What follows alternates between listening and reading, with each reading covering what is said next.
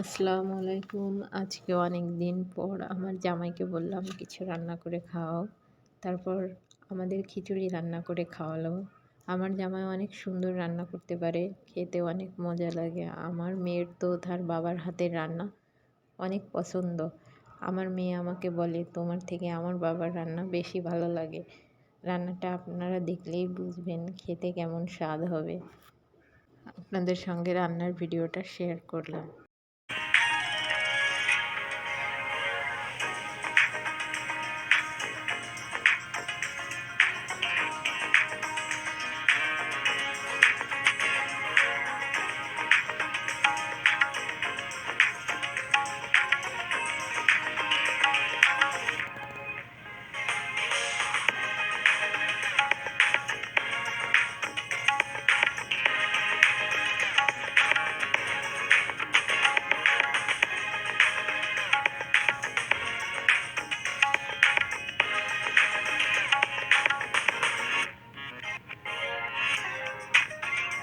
ভালো